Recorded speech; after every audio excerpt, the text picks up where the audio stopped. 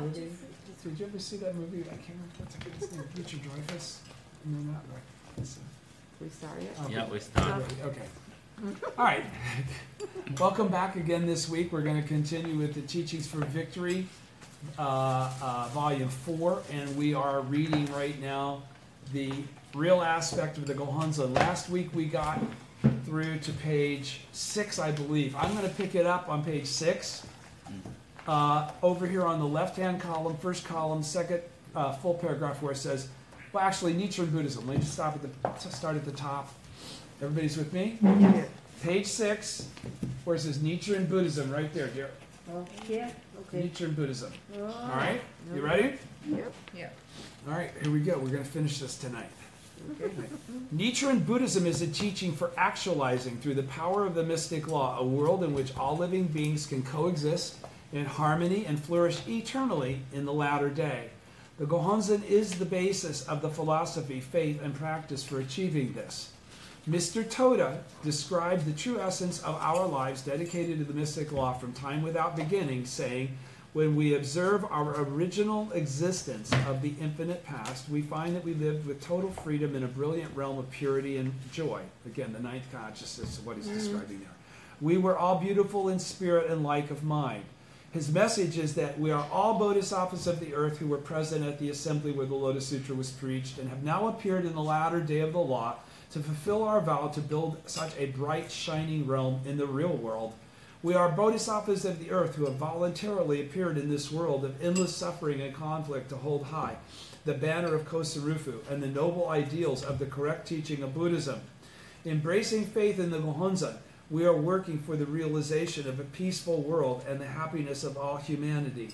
Nichiren, who selflessly engaged in a great pioneering struggle to propagate the law, revealed the Gohonzon for the sake of Kosen Rufu and as a means for us to awaken to our lofty mission to realize that goal.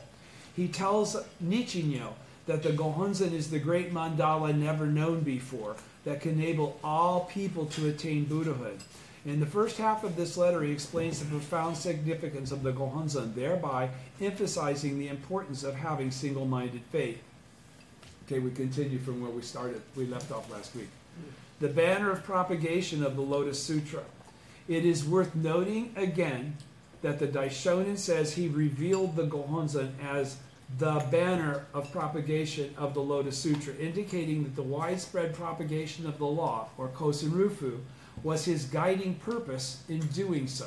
Not to create his own little sect or his own little school, right? Mm-hmm. He inscribed the Gohonzon in the form of a mandala so that all people of the latter day of the law could attain enlightenment. His aim was to enable as many people as possible to chant before the Gohonzon and savor its benefit. It was to facilitate the propagation of the mystic law to as many people as possible. In that respect, the Gohonzon is truly the banner of Kosen Rufu. But do you understand what President Kate is slipping in there? He's saying what was the original intent of the Daishonin? Was really to make the Gohonzon available to all that wanted to embrace it.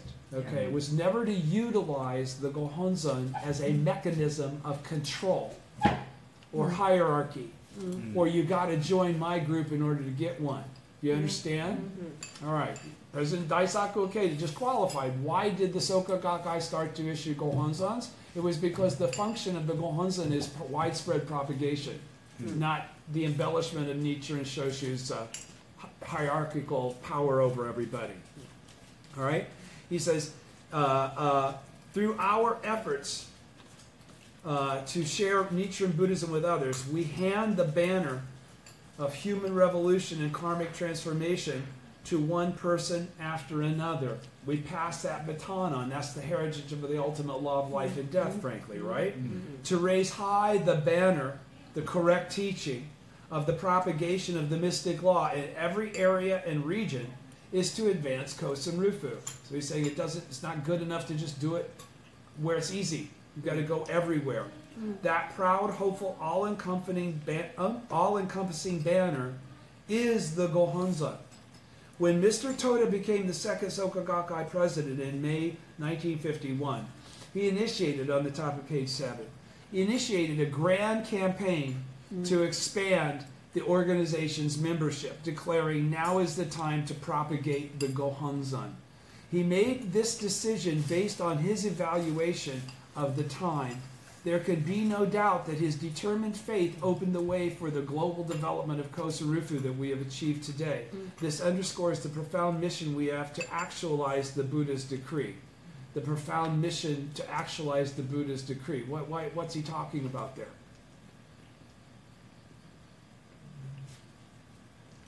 There can be no doubt that his determined faith, that President Toda actually is the one that opened the way for all of this by starting to have the Zadankais, starting to empower the lay people, starting to create an organization that had power and influence and was able to grow into something that could actually create a change in society. But what does this say? There can be no doubt that his determined faith opened the way for the global development of Kosarufu that we have achieved today. It's not only in Japan, but Yeah, he's saying that even though Toda never left Japan, it's Toda's efforts that opened the way for the global propagation. He could have never done what he's done as the third president had it not been for the basis of faith and practice that was established under President Toda. Okay? But he also says this underscores the profound mission we have to actualize the Buddha's decree.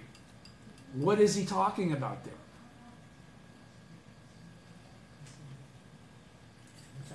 This underscores the profound mission we have. What profound mission do we have? Kosarufu. Right, and who declares, who creates Kosarufu?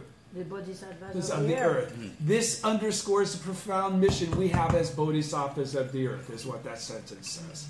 All right? Because that's why we came here, to do Kosarufu. If we're Bodhisattvas of the earth, that is why we're here. Illuminating all living beings of the 10 worlds. Continuing on page 7. Nichiren goes on to state, this mandala is in no way my invention. The Gohonzon, he assures us, is not his arbitrary creation.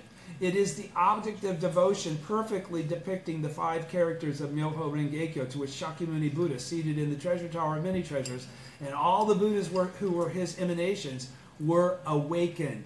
It is the Gohonzon to which all Buddhas were awakened. In other words, the Gohonzon is a perfect representation of the true aspect of all phenomena, of Nam-myoho Renge-kyo as it exists in reality, not theoretically. And the foundational principles of the mutual possession of the 10 worlds, the ability for you to bring forth your Buddhahood in your present form in 3,000 realms in a single moment of life. All of which were elucidated during the ceremony in the air. Everybody understood what that said? Let me read it again real quick and I'll go into the next paragraph. Okay.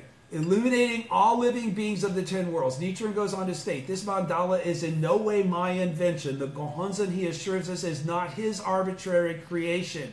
It is the object of devotion perfectly depicting the 5 characters of Myoho Renge-kyo, to which Shakyamuni Buddha, seated in the treasure tower of many treasures, and all the Buddhas who were his emanations were awakened. They were awakened to Myoho Renge-kyo, right? In other words, the Gohonzon is a perfect representation of the true aspect of all phenomena and the foundational principles of the mutual possession of the 10 worlds and the 3,000 realms in a single moment of life. All of which were elucidated during the ceremony in the air, where it was made clear that we are all Buddhas exactly as we are. When we look at the layout of the Gohonzon, we see that Nam-myoho Renge-kyo, referred to in this letter as the 5 characters of the Lotus Sutra's title, is written down the center, flanked by the representatives of each of the 10 worlds. This indicates that all living beings of the 10 worlds, from the Buddhas and Bodhisattvas on down, are without exception embodied in the Gohonzon. So what did that just say? We are all. We're all in the Gohonzon. Okay? This indicates that all living beings of the 10 worlds, that's everybody, from the Buddhas and Bodhisattvas on down, are all without exception embodied in the Gohonzon. This accords with the passage from the Treasure Tower, the Lotus Sutra's 11th chapter, that Nichiren cites in his letter. In this letter, Shakyamuni Buddha used his transcendental powers to lift all the members of the Great Assembly up into the air. The Gohonzon, therefore, includes without exception all of the various beings of the 10 worlds. It is a representation of the mutual possession of the 10 worlds. It's a representation of Buddhahood in your present form. The principle that all living beings, when illuminated by the light of the mystic law, can display the dignified attributes they inherently possess, can express their Buddhahood. Everybody's with me? Okay. That is, when the wisdom and compassion of Buddhahood illuminates the 10 worlds within our lives, we can bring forth the power of supreme goodness and create enduring value. So what's he really talking about there? When the wisdom and compassion of Buddhahood illuminates the 10 worlds within our lives, what's that saying? When the wisdom and compassion of the Gohonzon, from chanting to the Gohonzon, illuminates our life no matter which one of the 10 worlds it's in. Do you understand? That's what he's talking about. We can bring forth the power of supreme goodness and create enduring value. We can bring forth the 10th world no matter which of the 9 we're already in. It also means that each individual comes to shine as an entity of the mystic law because they've just now revealed their Buddhahood and displayed their inherently dignified nature, which is what you're doing in front of the Gohonzon when you chant Nam-myoho Renge-kyo. You're being the Buddha in front of the Buddha. It's your original state. All right? There's no separation between you and the Gohonzon. The Gohonzon enables us to build what Mr. Toda described as a joyful, pure, and sunny realm of friends living together in harmony and peace. You're getting off on this, right? Yeah. Okay. In such a realm, everyone, no matter their circumstances or whether they are still in a process of transforming their karma, shines with the dignified attributes they inherently possess. They're all Buddhas. Those in the world of hell, for instance, manifest the world of hell contained within the world of Buddhahood. Though there may still be suffering, it is not the hopeless suffering of wandering lost in eternal darkness. It's going through difficulties and overcoming them, right? They can bring forth the courage to face difficult realities head on. That's what happens when we chant in front of the Gohonzon. That's what we're doing when we're chanting in front of the Gohonzon. The wisdom to surmount the obstacles arising from within and from without. The wisdom to always be victorious in the struggles that we take to the Gohonzon. Okay? And the powerful life force to make new strides forward. Breaking through those shackles of lower life condition and instead bringing forth our higher life conditions, right?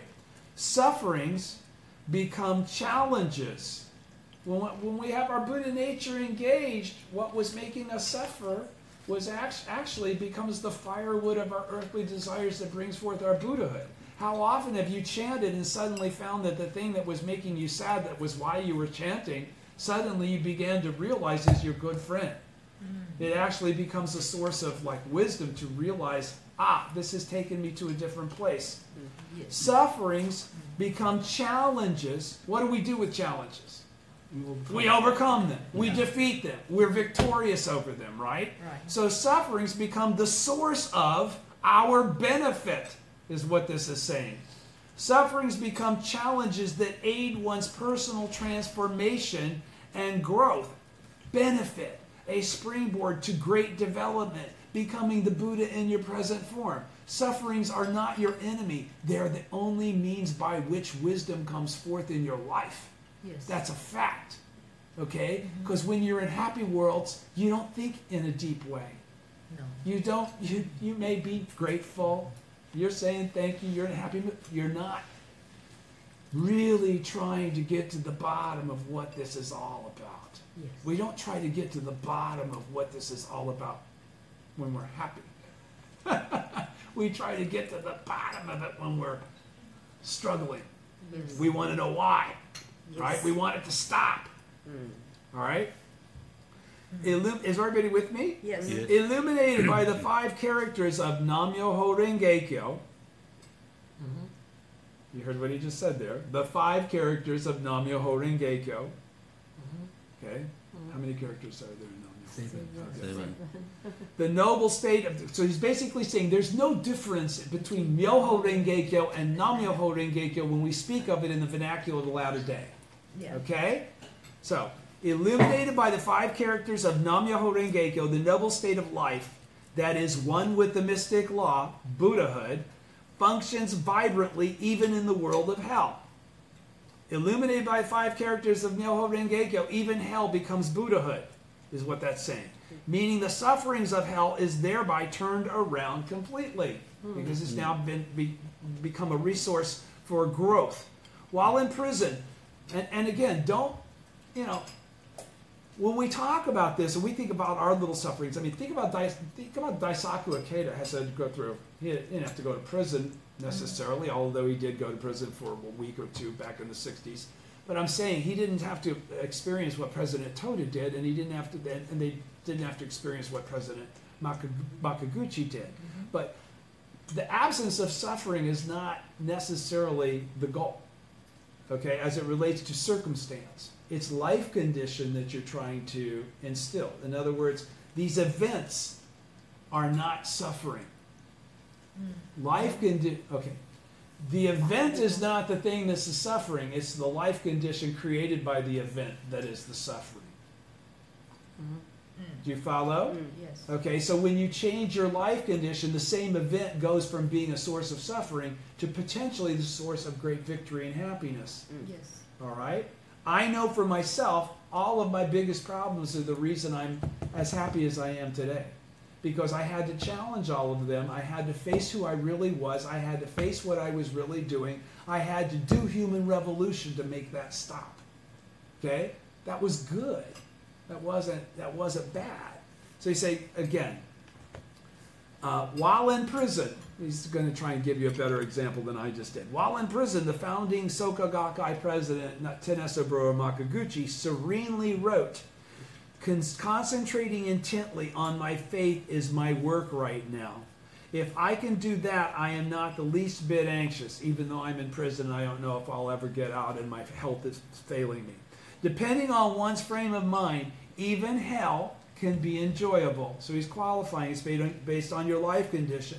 Mr. Toda also said that if we base ourselves on the Gohonzon, we can gain a state of being in which we are filled with boundless joy wherever we go. Every person's life is an entity that inherently embodies the principles of the mutual possession of the 10 worlds and the 3,000 realms in a single moment of life. Why did he just say that? Every person's life, because he just now talked about how this suffering can really be something other than suffering with your life condition elevated, right? And then he talks about President Makaguchi, and he qualifies that President Toda has used this same example. Right? So why does he go as the first thing in this next paragraph, last paragraph on page 8, first column? Every person's life is an entity that inherently embodies the principles of the mutual possession of the 10 worlds and the 3,000 realms in a single moment of life. What did that sentence just say?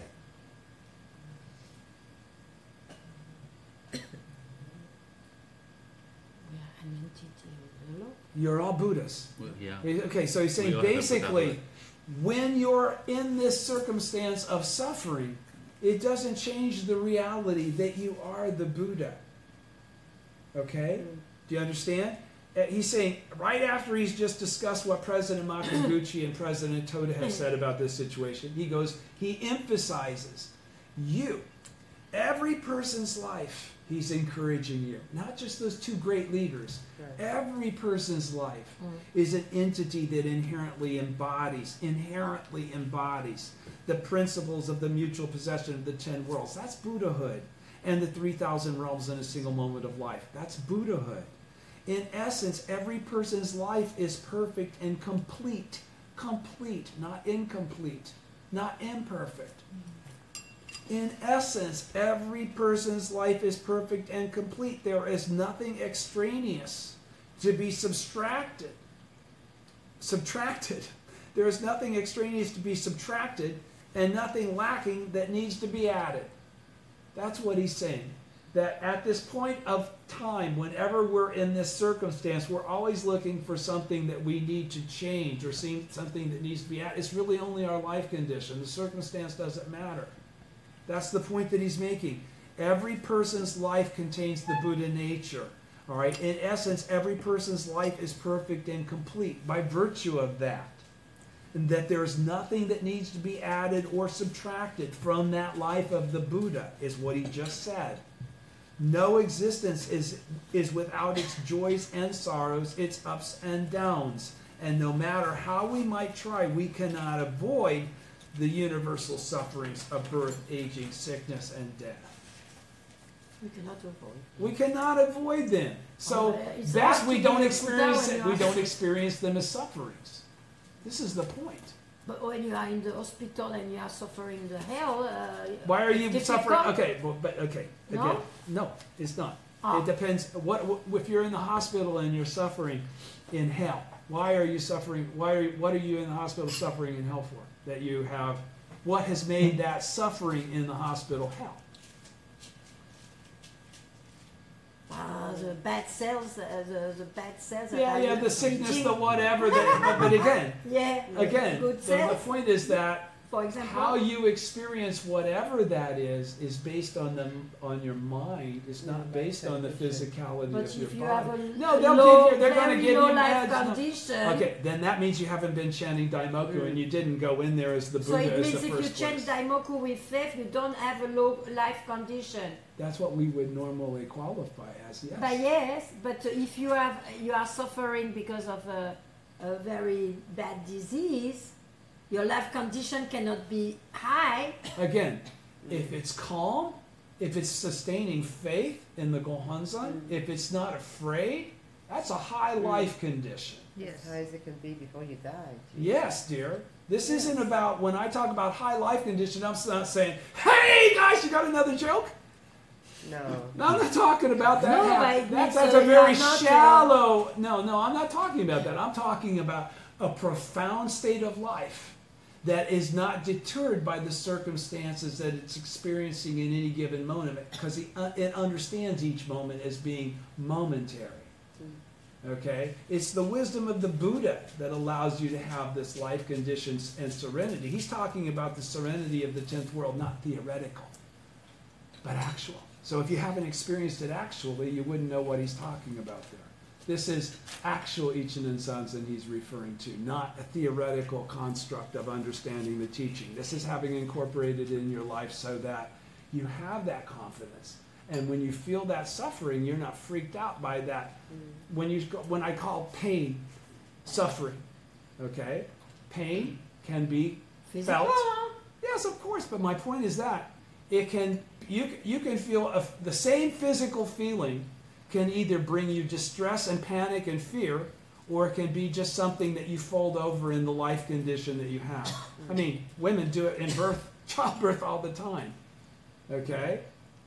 It's a fact. Your life condition is what actually creates what you experience in any given moment. It's not the event.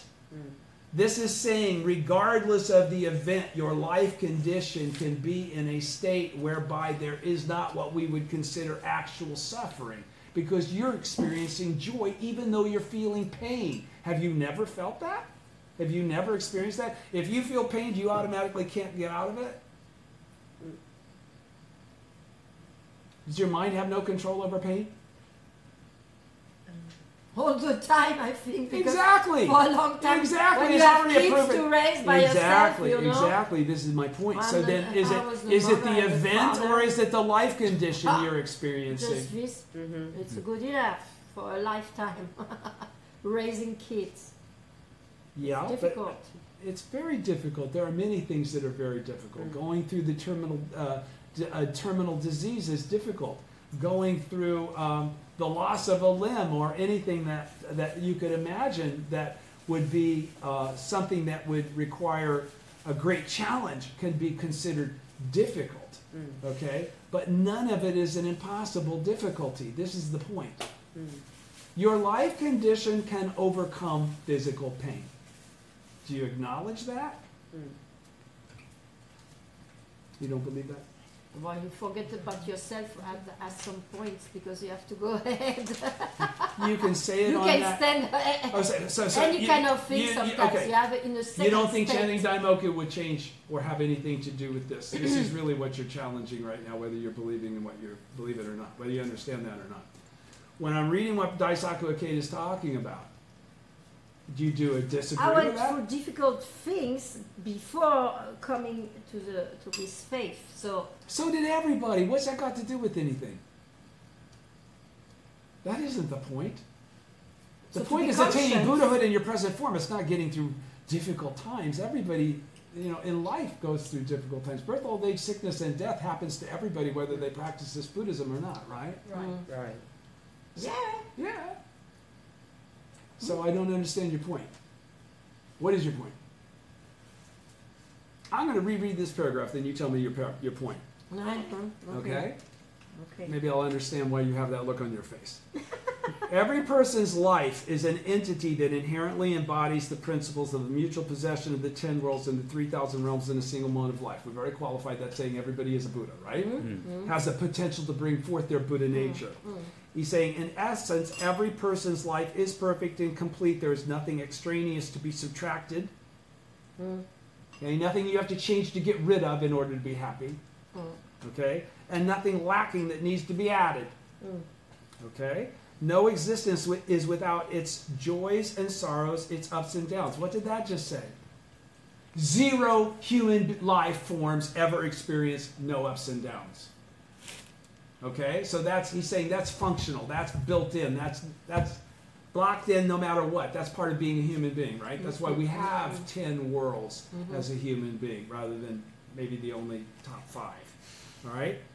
No existence is without joys and sorrows, its ups and downs, and no matter how we might try, we cannot avoid the universal sufferings of birth, aging, sickness, and death. We cannot avoid the universal experience of birth, old age, sickness, and death. All right? The mutual possessions of the 10 worlds is the true aspect of life, not the delusional aspect of life. Why? These are all temporary existence. This is without beginning, without end. All right? Do you understand? Yes. All right. So he's saying that the 10 worlds are the true aspect, and each of the mutually inclusive 10 worlds reveals Nam-myoho Renge-kyo. Okay? So that there is no life condition within the 10 from hell to Buddhahood that's absence the element of the mystic law, okay? And that you can draw forth the element of the mystic law from that aspect, from that moment, from that experience.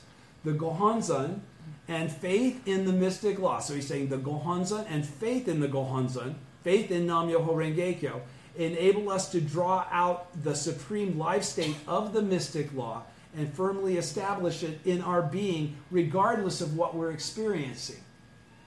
Okay? You with me? Do you Yes. disagree with that? No. Okay. That is the teaching. That's what I'm trying to get everybody to embrace and understand. If you doubt that, you're screwed. If you doubt that, what I just read there, I'll read it again because it's that important. That's why I take issue with it when you make that face. This is very important. If you don't buy into this and have faith in that, you just totally limited what you get out of practicing. Okay? Your call. You do it if you want. All right? But when it's laid out as clearly as this, if you have your own opinion, it's your own opinion. The mutual possession of the 10 worlds is the true aspect of life. And each of the mutually inclusive 10 worlds reveals the mystic law of Nam-myoho Renge-kyo. The Gohonzon and faith in the mystic law enable us to draw out the supreme life state of the mystic law and firmly establish it in our being. What did he just say then there? What was the caveat he threw in the last sentence as it relates to you having the ability to utilize this? What was the single word in that paragraph? I'll read the last sentence again. Maybe it'll jump out at you. The Gohonzon and faith in the mystic law enable us to draw out the supreme life state of the mystic law and firmly establish it in our lives. What is the supreme life state of the mystic law? Buddhahood. Everybody's with me? Are you guys awake? Yeah. Okay. The supreme life state Yes. of the mystic law is Buddhahood, and Right. firmly establish that in our lives. So he says, but how do you do that? What allows you to do that? To chant in front of the Gohonzon. No. Faith. Faith. Yeah, faith. You can chant your ass off in front of the Gohonzon and doubt whether or not there's any absolute validity to that paragraph, and you screwed yourself. Right. Okay? That's what I'm trying to get across. That's why he's been talking about faith, faith, faith, faith, faith. Because as long as you can read this and have a doubt about whether it's right, you need to go chant Daimoku. Frankly. Okay? All right, so, did I make that clear? Yeah. Everybody understands my point. You always do. Because again, in the absence of me making that point, you cannot emulate what I've been able to do. What I'm experiencing and trying to share with you cannot be accomplished if you don't own that. My mentors taught me to own that. That's etched in my soul. Okay? I never have a question about that. I never have a doubt about that. I'm willing to die for my belief in that. I'm covered. The layout of the Gohonzon is based on the true aspect of all phenomena elucidated in the Lotus Sutra. This principle clarifies that we as ordinary people can reveal the boundless life state of Buddhahood in our present form. You have to believe that that's possible before you can accomplish that. Okay? Otherwise, it's just a theoretical, it's an abstract. You're not relating it to the reality of doing it. No such object of devotion ever existed in Buddhism prior to this that could actually allow you to establish Buddhahood in your present form. All right? Regardless of your background and understanding.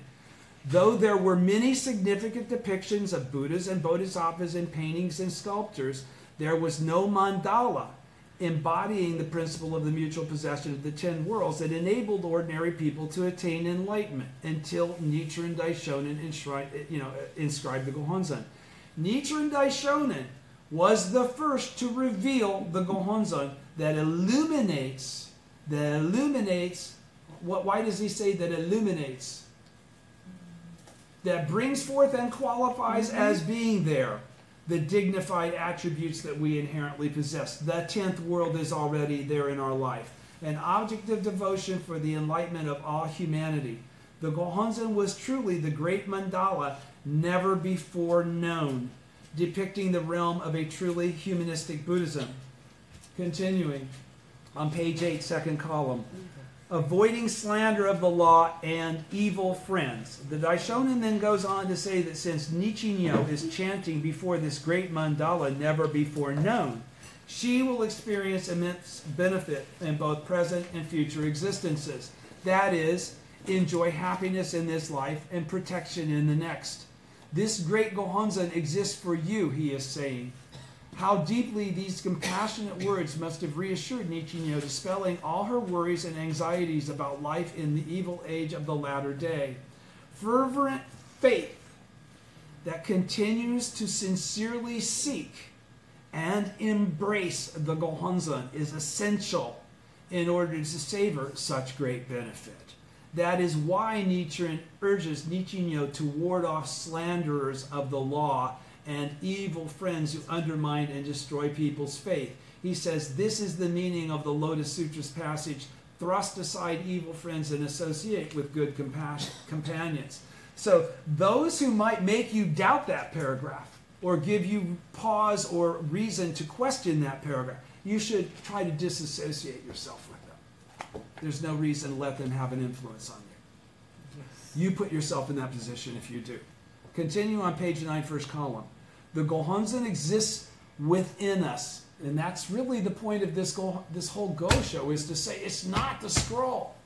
The scroll is how you access and create and establish the real Gohonzon. The real Gohonzon is your Buddhahood. Do understand that. It's not something external.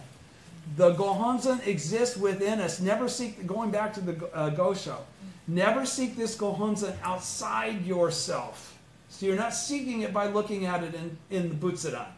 Okay? It's your life chanting Daimoku and seeking enlightenment in your present form and the fulfillment of your mission as a bodhisattva of the earth. That's what awakens the Gohonzon that's real, that exists in human life. The Gohonzon exists only within the mortal flesh of us ordinary people who embrace the Lotus Sutra and chant Nam-myoho Renge-kyo. It only exists then. There are lots of scrolls hanging around all over the place. Those aren't really the Gohonzon that he's referring to now. Okay? He's talking about the life state of those practitioners that are truly his disciples, that are truly bodhisattvas of the earth, that have made their advent here for the purpose of the propagation of the mystic law for the sake of Kosen Rufu. The body is the palace of the ninth consciousness, the unchanging reality that reigns over all of life's functions. To be endowed with the 10 worlds means that all 10, without a single exception, exist in one world. Because of this, it is called a mandala. Mandala is a Sanskrit word that is translated as perfectly endowed, or a cluster of blessings. This Gohonzon is also found only. That means that, no matter what else we've said, only in the 2 characters for faith. That's what creates the real Gohonzon. This is what the sutra means when it states that one can gain entrance through faith alone. That's what will bring forth your Buddha nature when you chant Daimoku to the Gohonzon with faith in the Gohonzon. Nichiren must have been extremely moved to learn that the Gohonzon Nichiren gave her was the Gohonzon that had been revealed for the first time in the latter day of the law. But then Nichiren discloses an even more astonishing fact. Never seek this Gohonzon outside yourself. The Gohonzon exists only within the mortal flesh of us ordinary people who embrace the Lotus Sutra and chant Nam-myoho Renge-kyo. He is saying that the Gohonzon does not exist outside us, but within our own lives. That's the point that I was just trying to make. Shifting the focus of faith and practice from the external to the internal was a dramatic change. Why? This is the first teaching where the object of devotion actually resides in your life. All the other interpretations were objects of devotions, were Buddhas, were Bodhisattvas, were external influences that you were beseeching as something beyond and outside of you. This is the first time, no, it's internalized and it's you. It's nothing more than you. And there's nothing to add. You don't have to get smarter. Okay? There's nothing to subtract. You don't have to become better. You have to become correct.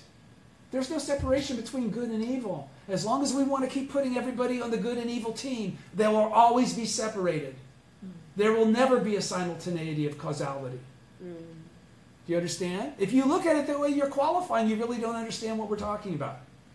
You don't really believe it exactly as it's described. Okay? You can't fathom it yet. You need to get to that point. That's what we're trying to do here. Shifting the focus of faith and practice from the external to the internal was a dramatic change. In Nichiren's day, and in many cases even today, we find the following deeply rooted view. We are but small, insignificant beings, and the ultimate reality and eternal value lies somewhere outside of us, somewhere far away. Such a way of thinking is inextricably connected with belief in some otherworldly, supernatural power, even if you're thinking of the Gohonzon in that manner. Okay? Straight up. You gotta be the Buddha. You're the Buddha that's doing all this stuff for yourself. Nobody else is doing this for you. Nichiren Buddhism, however, rejects this idea completely. It teaches the true reality of life in which the eternal and ultimate law is revealed in the physical beings of ordinary people living right here and now, like you and me. The term Buddha, after all, means enlightened one. To what did the Buddha become enlightened? To that which should form the true basis of our life, namely the law and the true essence of our being. That was a question and answer, sorry. The term Buddha, after all, means enlightened one. To what did the Buddha become enlightened? To that which should form the true basis of our life. That's what he became enlightened to. Namely, the law and the true essence of our being, of your entity as a human being. He awoke to the universal law permeating in all phenomena, Nam-myoho Renge-kyo, which had previously been obscured by fundamental darkness. He awoke to the greatness of each individual's life that is one and indivisible with that law, that is actually a Buddha. The Gohonzon exists only within the mortal flesh of us ordinary people. The real significance here is that the Gohonzon Nichiren inscribed is the means by which we can awaken and call forth the Gohonzon, the Buddhahood within us. Do you understand? All right? That's a mechanism. But until you realize the Gohonzon is inside of you, you're going to think that's the Gohonzon. Right? The physical Gohonzon we chant to is the very same Gohonzon that is in our hearts. There's no difference between them. And it is by chanting Nam-myoho Renge-kyo for the happiness of ourselves and others that we can clearly awaken to the Gohonzon within us. So how do we awaken the Gohonzon within us? How do we go from the external and figurative to the literal and actual?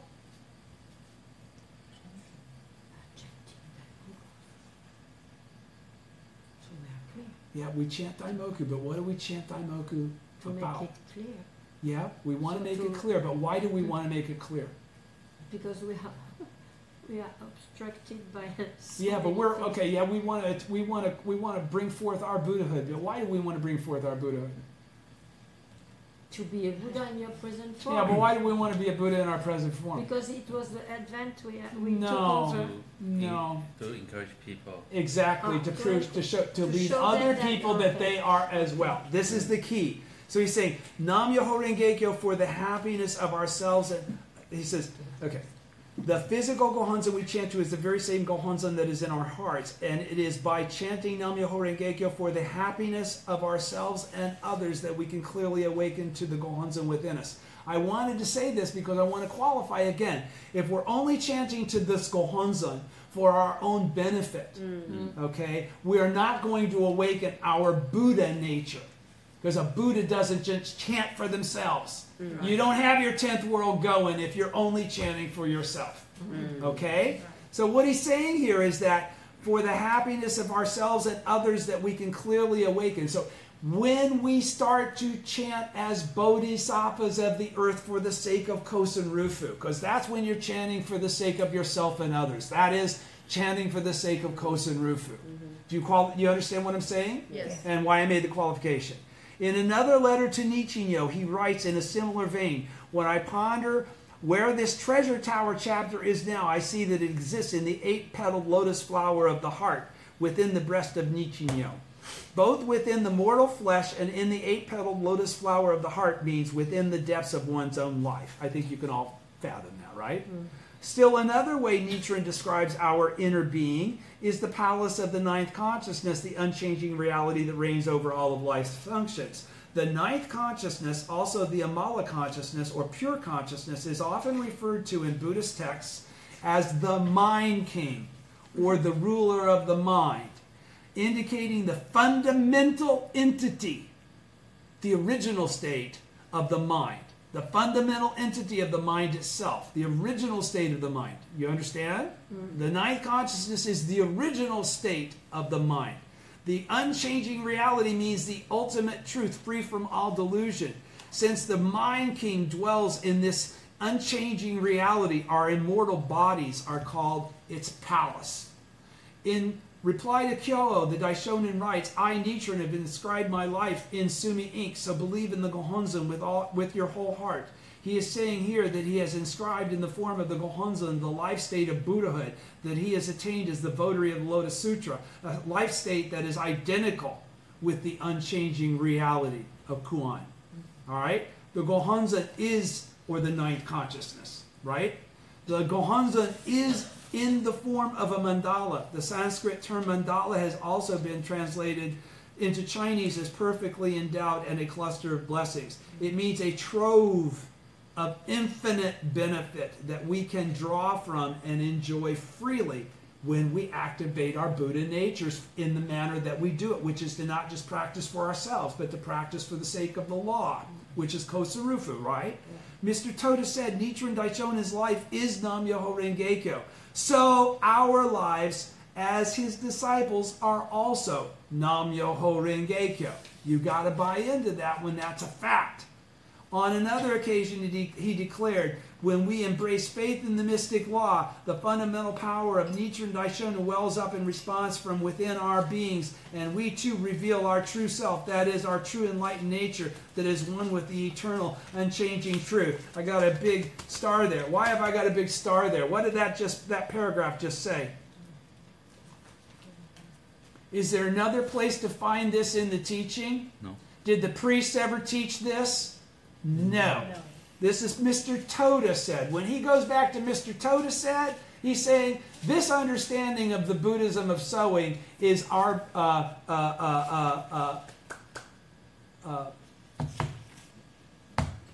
Buddhism of sowing is our soka. Okay? It's this correct practice that we're utilizing under the guidance of the first three presidents. So he says, again, Mr. Toda said, Nichiren Daishonin's life is Nam-myoho Renge-kyo, so our lives as his disciples are also Nam-myoho Renge-kyo. You won't find any priest saying that, okay? Because they've already separated Nichiren as being some super god, all right? On another occasion, he declared, when we embrace faith in the mystic law, the fundamental power of Nichiren Daishonin wells up in response from within our beings. And we too reveal our true self, that is, our true enlightened nature that is one with the eternal unchanging reality, just as Nichiren had said he had done. Okay? You'll never find a priest that says you can do that. So what do they say? They say keep chanting till the end of your life and we'll pray for you, you'll end up. Yeah. They don't preach attaining Buddhahood in your present form. Oh. You didn't know that? No, they say, hey, why do you need to attain Buddhahood in your present form? You got us. You got us. We got tassels on our beads. All our benefit goes to you. You're covered. That's why all they had to do was do okos. That's why they didn't tell people to chant lots of daimoku or do human revolution or any of the things that the Soka philosophy, that's what I was trying to think of when I was saying Soka philosophy is what I meant. He's talking about Soka philosophy. Okay? So, that's really the key. None of this existed in the manner in which we're embracing it prior to the first three presidents of the Soka Gakkai. That's what Daisaku Ikeda is saying, and he's saying it without any kind of sense of, I'm not bragging, this is just the truth. It's no different than Nichiren. I can't believe it, but in all this time, nobody up until now has done what I just realized I'm supposed to do. Right? Okay, so. So from being religious, it becomes laïc? How do you say that? It was always a philosophy, but the religiosity is determined by your devotion to it. I mean, it's a religion to me. It's my religion. It's not just my philosophy. Okay? It can start out as a philosophy because how much you embrace it is dependent upon you. This clarity that we're discussing, everybody here's chanted for a long time. I don't think if we had anybody here for their first conversation, they would understand very much of what we're talking about. Okay? So, going on page 11, and then I think we're just about okay. Yes. I can get this all in. Good. Okay. Let me get through here. The importance of attaining immeasurable benefit by gaining entrance through faith alone. The importance of attaining immeasurable benefit by gaining entrance through faith alone. What is immeasurable benefit? How do you attain immeasurable benefit? What is attaining immeasurable benefit? Does that mean getting all kinds of good stuff? No, that's Buddhahood. Okay? Attaining immeasurable benefit is to access the benefit that's already available to you, but you can't access it unless you go into that repository of the 10th world, okay? Because all Buddhists share in the same causality. Nichiren further explains this Gohonzon is also found only in the two characters for faith. This is what the sutra means when it states that one can gain entrance through faith alone. Faith, in a word, is the key to attaining Buddhahood. Without it, you can't attain Buddhahood. Even Shariputra, who was known as foremost in wisdom among Shakyamuni's disciples, gained entrance into the ultimate truth of the Lotus Sutra through faith, not through knowing stuff. This is the meaning of the Lotus Sutra passage, to gain entrance through faith alone. When we ordinary people of the latter day face the Gohonzon, the embodiment, and he qualifies this, when we face the Gohonzon, so we're looking at the scroll, but we are looking at it, if we're not looking, we should be looking at it as this, the embodiment of the boundless life state of Buddhahood. Now, when you sit down in front of the Gohonzon, how often do you look at it like that? You look at it as the Gohonzon. You're not thinking of it in its deepest form, right? But we really should try to be always viewing it from the reality of how it exists rather than the diluted aspect of how it exists. When you look at it and see a piece of paper in the Butsudan, that's a diluted perspective, even though it's your Gohonzon in your Butsudan, okay? It's only when we perceive it for what it truly is that we get the most out of it as it relates to the power and influence we're trying to extract, which is why we're practicing, right? Okay, so when we ordinary people of the latter day of the latter day face the Gohonzon, ordinary people, the embodiment of the boundless life state of Buddhahood, and chant Nam-myoho Renge-kyo with deep and strong faith, as we've been instructed to by Nichiren, we can gain entrance to the shining realm of time without beginning manifested in the Gohonzon. So what did that just say? We can go from being ordinary common mortals in the 9 worlds to being an enlightened Buddha in the 10th world in front of the Gohonzon. When we ordinary people of the latter day face the Gohonzon, the embodiment of the boundless life state of Buddhahood, and chant Nam-myoho Renge-kyo with deep and strong faith, we can gain entrance to the shining realm of time without beginning manifested in the Gohonzon.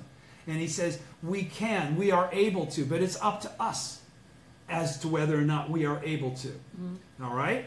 He says, Nichiren refers to the Gohonzon as the object of devotion for observing the mind. Not autopilot, not have to think, it's just going to take care of you. No, observation of the mind means you're contemplating the teaching. You're working on becoming a teacher, right? You're figuring stuff out. You're understanding your own life and the truth of it. And you're becoming more and more of an example as a result of that. The purpose of the Gohonzon is to enable us to observe our mind. That is, to see and awaken to the Buddhahood within our own lives. But being able to see the true nature of our mind or attain enlightenment is not something achieved through conceptual thought or meditative practice. Faith is the foundation. That is why he writes, the Gohonzon also is found only in the 2 characters for faith. The object of devotion for observing the mind is the object of devotion of faith. The Gohonzon, Buddhahood, they're the same thing, manifests in the lives of those who have strong faith, right? So now we're taking the Gohonzon and we're morphing it a little bit. We're not looking at it so much as the physical scroll at this point now. Now we're talking about it from the perspective of its true aspect, which is our Buddha nature. We're not born into this world with a scroll on 2 dowels that was printed in some process, right? But we are born into this world with the Gohonzon in our lives, all right? The Gohonzon, Buddhahood, manifests in the lives of those who have strong faith. A person may possess the Gohonzon, but without faith, they will receive no benefit. Faith is what causes the cluster of blessings, that is the Gohonzon, in our lives to manifest itself in our lives. Accordingly, as long as our faith stays alive, the cluster of blessings will never disappear. Even if we were to lose our physical Gohonzon in an accident or natural disaster, as long as we retain our faith, the Gohonzon within our lives remains intact, and we can activate its beneficial power. Absolutely. So wherever, whenever, you can activate. Because who activates the Gohonzon in your life? Yourself. Yourself and only yourself. And so it's only always, always attributable to that. You either activated it or it didn't get activated. You either attained Buddhahood or there was no Buddhahood attained in the life that you've got control over. Right? So, only when we have faith does the beneficial power of the Gohonzon manifest itself. Truly, the Gohonzon is found in our faith alone. So now let's qualify though. What is that faith discussing though? When you are a brand new member and you don't know shit, but you still chant just to see what will happen, that's tremendous faith. When you're a 20-year member and you've been getting benefits for 20 years and because you still have problems occasionally, you begin to question whether or not this works. That's not faith. Right. Okay? So this is really the point. The point is faith has no finite definition because it's really reflective of where you are in your life growth, where you are in the expression of your mission. Okay? So what was faith when you were a brand new member doesn't stay faith 20 years in. Yeah. Right? You get it? Okay, that's why everybody has to grow or they go Titan. And that's why so many people go Titan after 20 or 25 years. They can't handle it. It's very difficult. It's very, very difficult. But it's a lot of fun. Because Buddhahood is fun. In the next section, Nichiren reiterates the importance of faith, and this is the last one here. The importance of single-minded faith in the mystic law. Since Nichiren's disciples, at the bottom of page 11, second column, since Nichiren's disciples and lay supporters believe solely in the Lotus Sutra, honestly discarding expedient means and not accepting even a single verse of other sutras exactly as the Lotus Sutra, as the Lotus teaches, they can enter the treasure tower of the Gohonzon. How reassuring! Make every possible effort for the sake of your next life. What is most important is that by chanting Nam Myoho Renge Kyo alone, you can attain Buddhahood. It will no doubt depend on the strength of your faith. To have faith is the basis of Buddhism. A non-Buddhist document relates that because the Emperor of Han believed his aides report the waters of a river froze on the spot. Another tells how Li Kuang, because he was eager to revenge his father, shot an arrow all the way up to its feathers into a boulder hidden in the grass. The commentaries of Tintai and Myolo make it perfectly clear that faith is the cornerstone. Because the Han Emperor believed completely in his retainer's words, the river froze over, and Li Kuang was able to pierce a rock with his arrow because he fully believed it to be the tiger that had killed his father. How much more so is this true in Buddhism? The Gohonzon represents, page 12, first column. The Gohonzon represents the realm of time without beginning, which is what? Is Kuan. Is Kuan. The Gohonzon represents Kuan, illuminated by the mystic law. All right? It embodies the supreme law of Nam Myoho Renge Kyo itself. It embodies, it contains, it's a manifestation of. Faith in the Gohonzon is the sole way we can adorn our lives as the palace of the ninth consciousness. The sole way. That's why we need to chant to the Gohonzon with single-minded faith. That is, believing only in the mystic law. If we do so, then in this existence, the Gohonzon will reside in our faith, and the mystic functions of the Gohonzon will reveal themselves in our lives. We will attain Buddhahood in our present form, is what that sentence just said. And in our next existence, in accord with Nichiren's assurance that we can enter the treasure tower of the Gohonzon, we can enter the treasure tower and take our place in the ceremony in the air, which represents the world of Buddhahood that pervades the universe. In other words, we will attain Buddhahood in every lifetime. We'll always have that go from the 9 worlds to the 10 and lead others there with us. Further, as indicated by the passage, make every possible effort for the sake of your next life. Through the efforts we make in our Buddhist practice in this lifetime, our lives will continue on in the world of Buddhahood even after death. Well, birth and death in the realm of Buddhahood, right? We're going to go into Ku, and we're going to be in Ku in Buddhahood, in the state of Buddhahood. This passage attests to the enormous benefit we can enjoy in both this and future existences. Everybody's clear, right? There's a lot of stuff you won't know until you die whether it's true, but it's all true. Through sincere faith in the Gohonzon, we can attain an everlasting state of absolute happiness filled with joy in both life and death. That is why the Daishonin writes, what is most important is that by chanting Nam Myoho Renge Kyo alone, you can attain Buddhahood. The basic aim of our Buddhist practice is, by chanting Nam-myoho Renge-kyo to the Gohonzon, to attain Buddhahood just as we are. Nichiren states that the key to attaining Buddhahood in our present form depends on the strength of our faith. He writes similarly in another letter, whether or not your prayer is answered will depend on your faith. If it is not, I will in no way be to blame, because you're the one that either had the faith or didn't have the faith.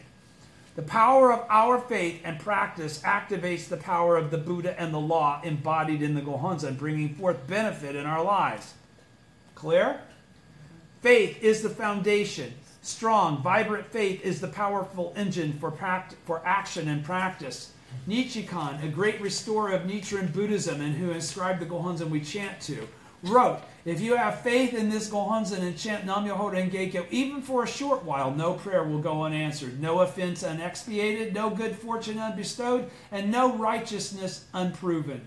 Since the early days of our organization, this passage has helped many members rouse strong faith in the Gohonzon. They awakened to the Gohonzon within their own being and tapped the underlying life force they needed to overcome hardship and adversity.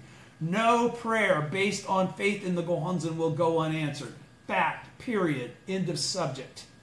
It is an incontrovertible fact that we of the Soka Gakkai have won through faith. The power of faith to align us with the rhythm of the universe, page 13. In another letter in which Nichiren quotes the same two passages from the Lotus Sutra as he does in this letter to Nichiren, he offers a simile to highlight the importance of pure-hearted faith, as a child refuses to leave its mother. Certainly, an infant is entirely dependent on its mother, trusting utterly in her love. The Daishonin uses this example to illustrate the primary importance of faith. Our lives, in a sense, start with placing our trust or faith in this world around us. The American journalist Norman Cousins, with whom I engaged in a dialogue, was extremely interested in the power of faith or belief. Beginning with his own experience of overcoming serious illness, he offers many documented examples demonstrating the power of positive belief in the healing process. As he wrote, nothing is more wondrous about the 15 billion neurons in the human brain than their ability to convert thoughts, hopes, ideas, and attitudes into chemical substances. Everything begins, therefore, with belief. What we believe is the most powerful option of all. The great Russian author Leo Tolstoy also stressed the amazing power of faith. A character in one of his novels declares, a battle is won by the side that is firmly resolved to win.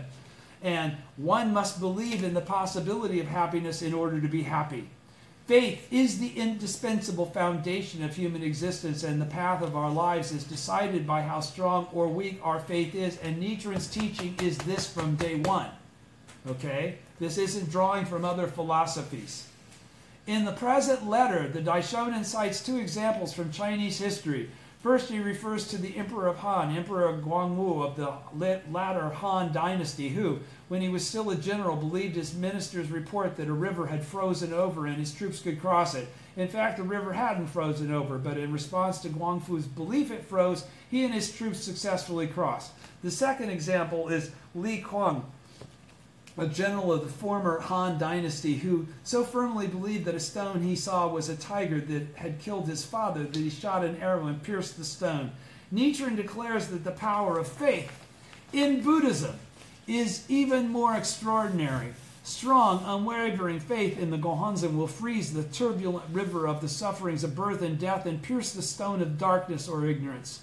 Both Mr. Makaguchi and Mr. Toda taught the importance of faith that is based on the Gohonzon. Such faith and practice have become firmly established around the world today, thanks to our efforts as SGI members, teaching the lessons of the mentor. This is nothing more than mentor-disciple, mentor-disciple. That's how that around-the-world thing he's talking about happened. Because of this, we have been able to tap the immeasurable beneficial power of the Gohonzon and teach it to others that were able to do the same. Our fellow members, based on earnest faith, have accumulated experiences of conspicuous and inconspicuous benefit. We of the SGI alone are practicing faith based on the Gohonzon in accord with the Daishonin's teachings, which is why we have been able to spread the movement for Kosen Rufu around the globe, and why no one has been able to destroy our movement. Let us continue to advance forever with faith based on the Gohonzon, with faith based on the Gohonzon, striving to carry on the Daishonin spirit based on the Gosho and on chanting Nam Myoho Renge Kyo. Working together to build a youthful SGI. In November 1950, a time of bitter adversity with Mr. Toda having resigned as the Soka Gakkai's general director 3 months earlier. And everybody knows that, right? You know why, right? 3 months earlier in 50. Yeah, why did Toda resign as the Soka Gakkai president or general director? Did you know that he did that? Because he didn't attain the number of No. no of members he wanted. He want to give Yang Min a chance? Huh? He want to give Yang Min a Nope. chance? No.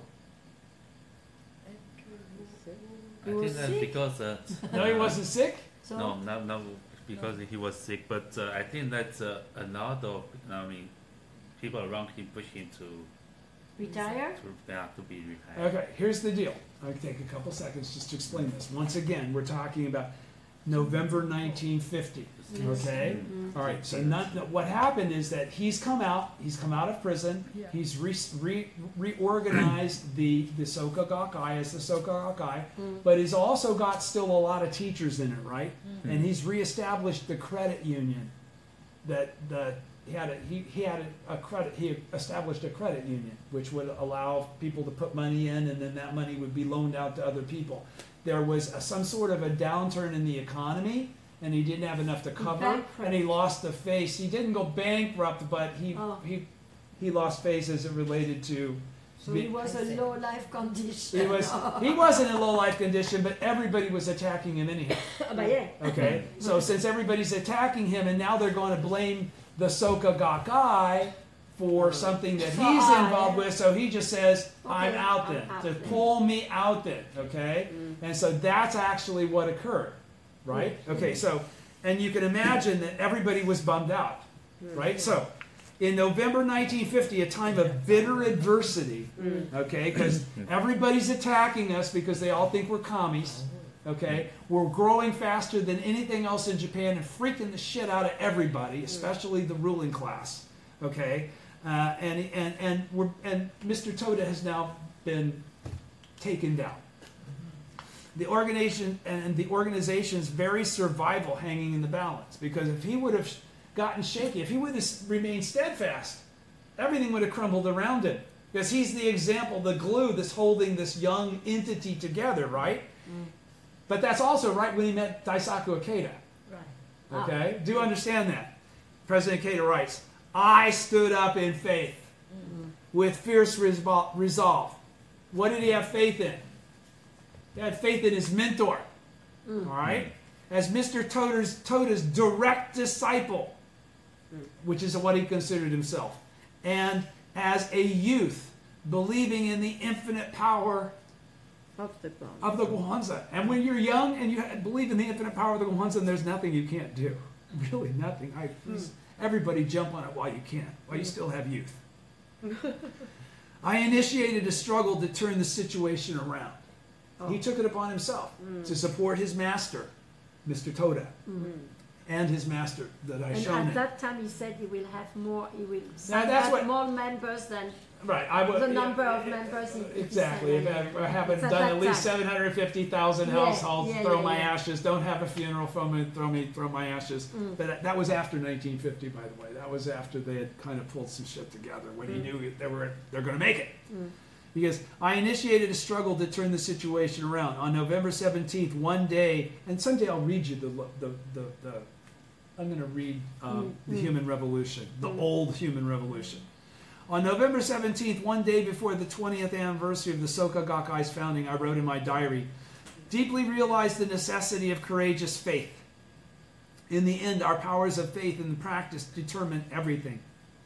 The Gohonzon possesses the powers of the Buddha and the law.